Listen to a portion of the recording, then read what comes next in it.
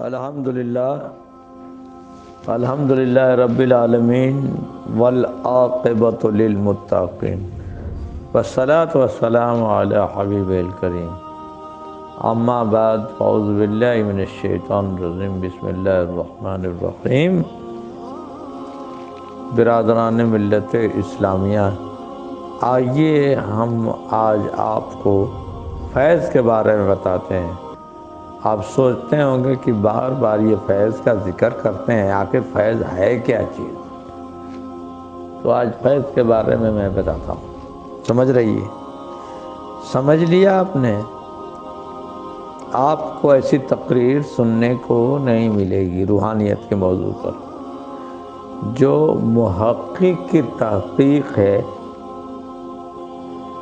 جو کچھ میں بتا رہا ہوں یہ آپ کلپ صحیح رکھیے گا، محفوظ کر کے رکھیے گا، آپ کو کام آئے گی۔ اس لیے کہ اس موضوع پر کوئی بات نہیں کرے گا۔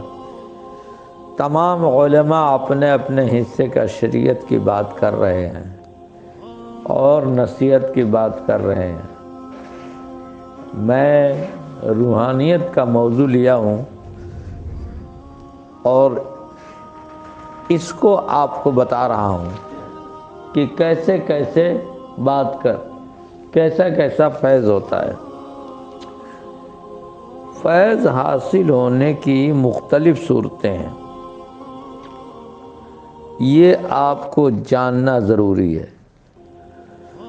جب لطائف ذاکر ہو جاتے ہیں تو سینے میں روشنی آتی ہے اور اس روشنی کی معرفت سے آپ کے لطائف کی گندگی، تکبر، کینہ، حوث، حرص، لالچ وغیرہ یہ لطائف سے جل جاتے ہیں۔ تو اس میں جب روشنی آتی ہے، فیض جب آتا ہے، ایک کیفیت ہوتی ہے، تو معلوم پڑتا ہے کہ سینہ ہمارا پھول گیا، جیسے ٹیوب میں ہوا بھرتے ہیں ویسا محسوس ہوتا ہے۔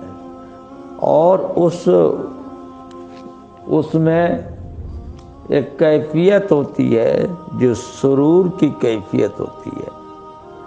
کبھی گرمی محسوس ہوتی ہے، کبھی سردی محسوس ہوتی ہے سینے میں، اور سینہ پھٹنے لگتا ہے، یہ کیفیت ہوتی ہے۔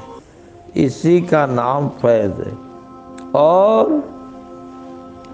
کبھی کسی سالک کو نیند آتی ہے، یہاں تک کہ سالک لیٹ جاتا ہے، کوئی بے خود و بے ہوش ہو جاتا ہے، اور کوئی بے خودی کی لت میں اپنے لطائف میں ذکر جاری پاتا ہے۔ جب مرشد کو تصور کرتے ہیں یا مرشد کی صحبت میں آ کر بیٹھتے ہیں اور مرشد جیسے تصرف کرتے ہیں تو سینے میں نور آقا صلی اللہ تعالیٰ علیہ وسلم کے سینے سے آنا شروع ہو جاتا ہے، اور کبھی گرم کبھی سرد فیض آتا ہے کہ جیسے ٹیوب میں ہوا بھری جاتی ہے۔ اسی طرح سینہ فیض سے مختلف قسم کے ذائقوں سے لبریز ہو جاتا ہے۔ سرور و کیف کی عجیب کیفیت ہوتی ہے، جیسا کہ میرے مرید محسوس کرتے ہیں۔ آپ مزید ان سے دریافت کر لیں، اور طرح طرح کی کیفیت ظاہر ہوتی ہے۔ سینے میں لطائف جس کے ذاکر ہو جاتے ہیں، سالک ذکر کی آواز کو محسوس کرتا ہے۔ نبض کی حرکت کے مانند آواز آتی ہے، رفتہ رفتہ وہ آواز یہاں تک قوت پکڑ جاتی ہے کہ بغیر آنکھ بند کیے سنائی دینے لگتی ہے۔ لوگوں کا شور و غل ذاکر کے ذکر میں رکاوٹ نہیں کر پاتا، اور اس میں جب بندہ ذکر میں مصروف ہوتا ہے اس وقت اس قدر ذوق و شوق بڑھتا ہے، اس کیفیت کو لکھنے کا قلم کو چارہ نہیں ہے اور نہ بیان کرنے کو زبان کو یارہ ہے۔ جب ذکر تمام بدن میں اثر کر جاتا ہے تو سارے بدن سے ذکر کی آواز آنے لگتی ہے، جیسے کہ گنبد میں سے آواز آتی ہے۔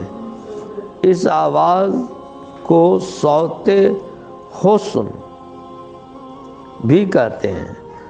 اللہ تعالیٰ سورہ طٰہٰ کی آیت نمبر 108 میں فرماتا ہے کہ اور رحمان کے خوف سے آوازیں دب جائیں گی، پھر تو سوائے خسر پھسر کے کچھ نہ سنے گا۔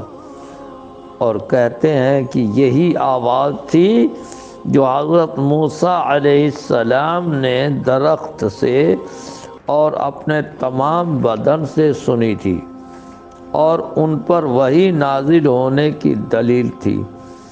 اور اولیاء اللہ بھی اسی آواز کے ساتھ الہام سے بزرگی حاصل کرتے ہیں، اور عارفین نے اسی آواز سے اللہ تعالیٰ کو پایا ہے، اور ہمیشہ روز بروز اس ذکر کی آواز غالب ہوتی چلی جاتی ہے، اور کبھی گھنٹی جیسی آواز آنے لگتی ہے تو کبھی دوسری طرح کی آواز آتی ہے، کبھی چڑیا کی آواز، کبھی شام کے بسیرے کے وقت پرندے اڑنے کی آواز، کبھی طیور، سارنگی، ستار، نقار اور دوسرے بازوں کی سی آواز۔ غرض اسی طرح کی نئی نئی آوازیں آتی ہیں، اور اس کی نشانی یہ ہے کہ ایسی آواز جو ڈھول اور نوبت خانہ کی آواز پر غالب آ جائے، اور جب اس کا غلبہ کمال کو پہنچ جاتا ہے تو سلطان الاذکار کی آواز ہے، اور کبھی بجلی کی کڑک کی آواز سے پیدا ہوتی ہے، پھر تمام بدن میں کپ کپی پیدا ہو جاتی ہے، کسی کو جذب اور دیگر واردات حاصل ہوتی ہیں، کسی کو لطائف میں بجلی، چاند، سورج، ستارے اور دوسرے قسم کے رنگ برنگے انوار ظاہر ہوتے ہیں۔ کوئی اپنے اندر پیر کی محبت کا مزہ لیتا ہے، پیر کی محبت کا مزہ لیتا ہے، پر یہ تو دنیا کا حساب ہے، جو ختم نہیں ہوتا، وہ تو اللہ رسول کا معاملہ ہے، وہ گناہ کے علاوہ کبھی بھی ختم نہیں ہوگا، وہ گناہ کے علاوہ کبھی بھی ختم نہیں ہوگا یہ فیض۔ تو جب ایسی کیفیت ہوتی ہے اور پورے وجود سے، جسم سے ذکر محسوس ہوتا ہے تو سبحان اللہ، ذاکرین کے لسٹ میں اس کا نام لکھ دیا جاتا ہے۔ صحیح ہے؟ اور قرآن نے جو کہا ہے کہ اے ایمان والو کثیر ذکر کرو، اب بندہ کثیر ذکر کے لسٹ میں شامل ہو گیا، اور جب شامل ہو گیا تو ولی اللہ ہو گیا۔ سنا؟ تو کامل پیر کی پہچان یہی ہے کہ آپ اس کی بات پہ عمل کرو تو آپ کیا بن جاؤ گے؟ آپ ولی بن جاؤ گے، ولی بن جاؤ گے۔ اور ولی وہی ہوتا ہے جو اللہ تعالیٰ کے ذکر میں ہمہ وقت ہوتا ہے، ہمہ وقت رہتا ہے۔ برادران ملت اسلامیہ، اب تو مرید ہونا بھی آسان ہو گیا ہے، اور اللہ کے فضل و کرم سے وہ مرید نواز دیا جاتا ہے۔ تو خالی بلی اپنا وقت ضائع نہیں کرو۔